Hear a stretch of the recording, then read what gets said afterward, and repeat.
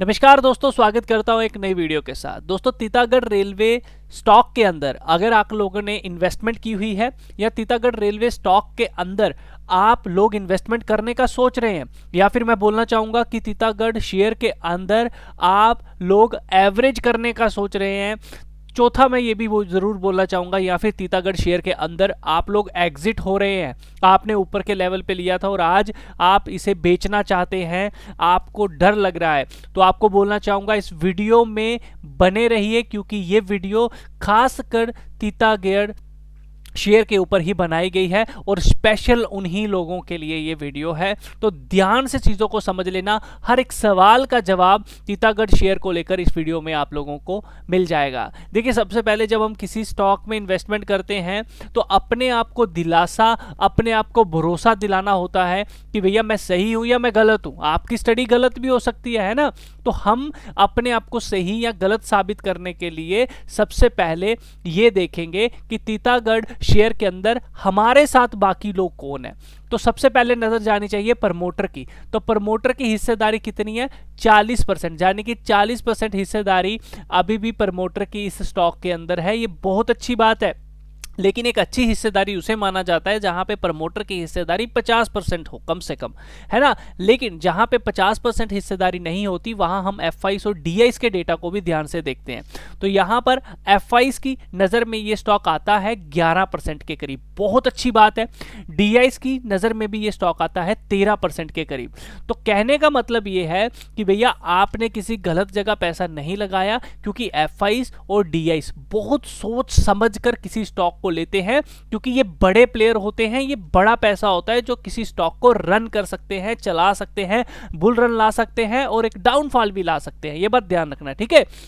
तो सबसे पहले आपकी स्टडी बिल्कुल सही है, लेकिन अब आने वाले समय में तीतागढ़ शेयर के रेवेन्यू कैसा है, प्रॉफिट कैसा है, ये चीजें भी निर्भर करती हैं। हो सकता है ये लोग भी गलत हो जाएं और अपनी पोजीशन एग्जिट करना शुरू कर दें और उस टाइम पे स्टॉक ऊपर की तरफ बढ़े, आप सोचो चलो जी रख लेते हैं, ये तो ऊपर बढ़ रहा है, और ये एग्जिट कर रहे हो। तो इस बात को देखने के लिए हम लोग इसका रेवेन्यू देखते हैं। तो तीतागढ़ शेयर का रेवेन्यू सबसे पहले देखो, बहुत अच्छे तरीके से ग्रो हो रहा है, ठीक है, पिछले 3 सालों से।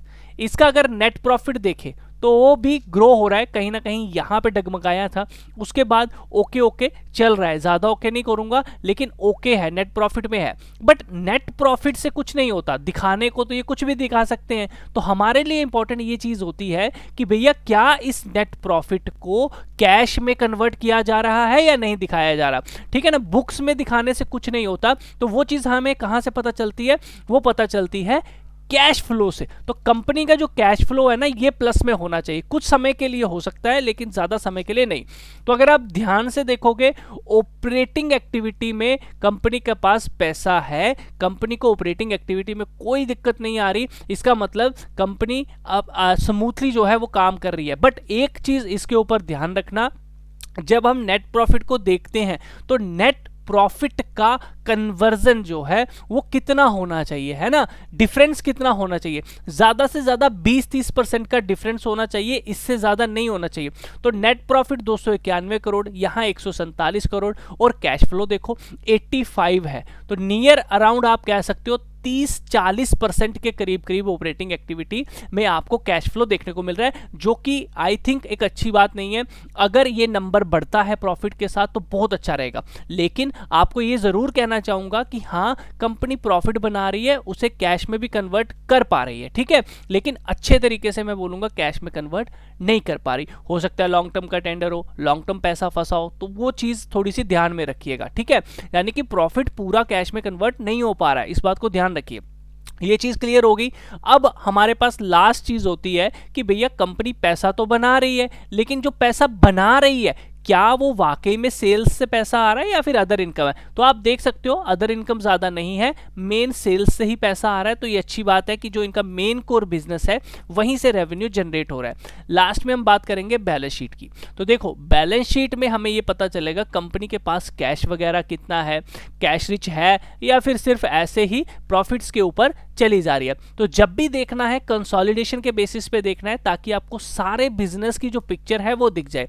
देखो कंपनी की जो इक्विटी शेयर कैपिटल है बहुत स्मॉल है, ठीक है, लेकिन उसके कंपैरिजन में कंपनी के पास रिजर्व एंड सरप्लस देखिए बहुत अच्छे तरीके से कंपनी मेंटेन कर रही है। ये बहुत अच्छी बात है, ठीक है, यानी कि कंपनी का रिजर्व एंड सरप्लस बहुत अच्छा है और बहुत अच्छे तरीके से यहाँ पे बना हुआ है। अब इसके अलावा हम लोग चलते हैं नीचे की तरफ, तो यहाँ पे देखो long term borrowing, short term borrowing कोई ज़्यादा नहीं है, तो दिक्कत वाली बात नहीं है, यानी कि कंपनी सर्वाइव कर सकती है। कंपनी के ऊपर लोन की बात करें तो वो बिल्कुल नहीं है ना। यहाँ पर एक चीज़ बोलना चाहूँगा, देखो ट्रेड पेबल ये 319 करोड़ है, ये एक देनदारी है इनकी, इनके वेंडर्स होंगे जिनके साथ ये बिजनेस कर रहे होंगे, उनको ये पेमेंट इन्होंने अभी करनी है। तो इस बात का थोड़ा सा ध्यान रखो कि ये आहिस्ता आहिस्ता क्लियर होती जाए। लेकिन इसके इफज में कुछ पैसा इनके पास भी आना होता है, और वो क्या होता है, ट्रेड रिसीवेबल। तो देखो इनके पास ज्यादा पैसा आना है और देनदारी कम है, तो ये बहुत प्लस पॉइंट है। इसके अलावा देखो कैश एंड इक्विवेलेंट, देखो बहुत अच्छे तरीके से इनके पास कैश एंड इक्विवेलेंट भी है, तो ये बहुत अच्छी बात है कि कंपनी कैश रिच है, कंपनी के पास कैश अच्छा खासा है, आने वाले समय में अच्छे से सरवाइव कर सकती है। तो भैया एक कैश रिच आप कह सकते हो आपने कंपनी फाइंड की है, अगर आपने इन्वेस्टमेंट की है। फंडामेंटली कोई दिक्कत वाली बात नहीं है। आने वाले समय में अगर रेवेन्यू के साथ प्रॉफिट का मार्जिन भी बढ़ जाए तो बहुत अच्छा होगा, लेकिन कुछ कंपनीज का मार्जिन जो होता है कुछ सेक्टर्स में ज़्यादा नहीं होता। तो हम क्या करेंगे, इसको थोड़ा सा कंपेयर कर लेंगे बाकी कंपनीज के साथ। यहाँ पर देखो इसका नेट प्रॉफिट देखो, और इसका यहाँ पर आप लोग सेल देखो, इसकी कितनी है 3853 की, इसका 291 है, 3502 96 है, 257 27 है। तो यानी कि अगर हम देखेंगे तो अच्छा खासा ही है, कोई ज़्यादा हम नहीं बोलेंगे कि बुरा है। तो अच्छी खासी कंपनी है, अच्छी कंपनी में आपने पैसा लगाया, कर्जा ज़्यादा नहीं है, बहुत लो रिस्क कंपनी है, ये बात ध्यान रखना। अब तो यानी कि आपने जो पैसा लगाया बिल्कुल सही जगह लगाया है, बट सही जगह पैसा लगाने का ये मतलब नहीं होता आपको अच्छा रिटर्न मिले। जैसा कि आप सब जानते हो ये कंपनी अगर एक साल पहले की बात करूं 1890 प्लस 1800 का स्टॉक होता था और आज 697, यानी कि 60% गिर चुका है। तो भैया अच्छी कंपनी थी तो गिर चुकी। तो देखो यार टेक्निकल भी बहुत सारी चीज़ें होती हैं, प्रॉफिट बुकिंग बहुत अच्छी चीज़ होती है, आपको पता है, लेकिन आप अगर इसका ध्यान नहीं रखेंगे, सिर्फ फंडामेंटल देखेंगे, तो फिर आपके जो एग्स हैं वो कब जाके बढ़ेंगे इसका कोई पता नहीं है। तो थोड़ा सा टेक्निकल थोड़ा सा आपको ध्यान रखना होगा। अगर एज पर टेक्निकल हम इस स्टॉक को देखें, अभी ये स्टॉक एक डाउन ट्रेंड में है। अपर रेजिस्टेंस 823 रुपए का है, जब तक इसके ऊपर अच्छे से सस्टेन नहीं होगा 1-2 महीना, आपको कोई बड़ा बुलरन नहीं देखने को मिलेगा। जैसे ही इसके ऊपर सस्टेन होगा आपको पहला टारगेट 1074, सेकंड 1249 का मिलेगा। इसी के साथ इस ट्रेंड लाइन का जरूर ध्यान रखें, जब तक ये ब्रेकआउट नहीं आता है तब तक आपको कोई बड़ा बुलरन नहीं देखने को मिलेगा। तो पहला 823 का लेवल मार्क करना है, दूसरी ये ट्रेंड लाइन, और तीसरी मैं आपको एक चीज जरूर बोलना चाहूंगा, नीचे की तरफ 631 का लेवल है जो बहुत इंपॉर्टेंट रहेगा आप लोगों के लिए, क्योंकि यहां भी कंसोलिडेशन हुई थी। तो यहां कंसोलिडेशन करने के बाद अगर कोई भी रिवर्सल पैटर्न बनता है, अब ये रिवर्सल पैटर्न क्या होता है, देखिए कोई ब्रेकआउट हो सकता है, कोई बुलिश कैंडल बन सकती है, तो उसके लिए आप लोग हमारी एक प्लेलिस्ट है उसे ज़रूर देखें अगर आप सीखना चाहते हैं वाकई में, और अगर आप मेरे द्वारा अलर्ट चाहते हैं तो सब्सक्राइब कर लीजिएगा। तो share market basic to hero वाली प्लेलिस्ट हमारी ज़रूर देखिए, 14 वीडियोस हैं, इसे देखने के बाद आप क्लियर कट समझ जाओगे कि मार्केट में काम कैसे किया जाता है। तो ध्यान रखना अभी ये 200 पीरियड के पास है, एक अच्छा लेवल है, यहीं पे कोई डिसीजन मेकिंग होने वाली है, क्योंकि यहीं से एक रिवर्सल भी आ सकता है, लेकिन नीचे की तरफ आई बिलीव दैट 631 तक जा सकता है और यहां से आपको एक रिवर्सल देखने को मिलेगा। सेफ बेट 823 के ऊपर है, नीचे की तरफ ये अगर आप लोगों को 631 के पास मिलता है तो वहां आप कुछ एवरेज का सोच सकते हो, लेकिन एवरेज अवॉइड करिए, जिस तरह से फॉल कर रहा है और भी फॉल कर सकता है। हमें रिवर्सल का वेट करना चाहिए कि कोई बीबी ब्लास्ट वीकली बेसिस पे हो जाए तो वो बहुत अच्छा रहेगा, या 823 के ऊपर जाके सस्टेन करें। आप नीचे की तरफ एवरेज करना चाहते हैं, फंडामेंटली अच्छी कंपनी है, तो आई बिलीव दैट 325 के पास मिले या फिर 504 के पास मिले, वो एक अच्छा जोन रहेगा कहीं ना कहीं एक बाइंग का। 631 भी एक अच्छा जोन है, बट रिवर्सल बहुत ज़रूरी है। जब तक ये जो रेंज बनी हुई है ना, ये रेंज नहीं टूटेगी ना, तब तक आपको अच्छा रिटर्न फास्ट नहीं मिलने वाला। इसको टूटने दीजिए, या तो 823 के ऊपर जाके सस्टेन हो, या फिर आहिस्ता आहिस्ता करता नीचे आता हुआ इस ट्रेंड लाइन को ब्रेक करके रीटेस्ट करके निकले, तो हमारे लिए बहुत अच्छा होगा। आई होप आप लोगों को वीडियो अच्छा लगा होगा। लाइक ज़रूर करना, शेयर ज़रूर करना। इसी तरह की और वीडियोस पाने के लिए आप चैनल को भी सब्सक्राइब कर सकते हो बेल आइकन के साथ, ताकि आपको ऑल नोटिफिकेशन मिल सके।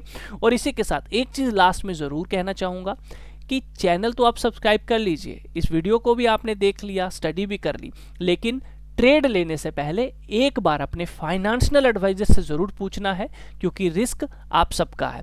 दूसरी चीज़ मैं आपको बता दूं कि अगर ये 823 के ऊपर जाता है, पॉसिबिलिटी ये हो सकती है कि अपने इस ट्रेंड को, ये जो ट्रेंड था इसको कंटिन्यू करे, या फिर इसी को हिट करता हुआ ये इस तरह से ऊपर की तरफ निकलेगा और आने वाले समय में 2200 आराम से जा सकता है। इसको कोई दिक्कत नहीं होगी। मार्केट हमेशा अपने प्रीवियस ट्रेंड को फॉलो करती है, और अगर ये यहाँ से इसके ऊपर निकल गया तो बहुत तेज़ी के साथ 2800-2600 जा सकता है। लेकिन मैं आपको बोलूँगा 823 का थोड़ा सा वेट कर लो। अगर ऊपर की तरफ लिया है, नीचे की तरफ जल्दबाजी मत करो। ऑलरेडी लेके बैठे हो, एवरेज करनी है तो 823 के ऊपर सेफ बेट रहेगी। स्टॉप लॉस छोटा सा 769 का भी लेके चल सकते हो, बट फंडामेंटल स्टॉक में कभी भी स्टॉप लॉस नहीं लिया जाता। लेकिन हाँ, कुछ एवरेजेस होती हैं, जब स्टॉक उसके ऊपर नीचे चला जाए तो वो कहीं ना कहीं एग्जिट के लिए बन जाता है। तो आप FIs DIs के डेटा के ऊपर ध्यान रखें। अगर वो सेलिंग करते हैं तो आपको भी एग्जिट कर देना चाहिए। बाकी वीडियो अच्छा लगे लाइक ज़रूर करना, शेयर ज़रूर करना। इसी तरह की और वीडियोस पाने के लिए चैनल को सब्सक्राइब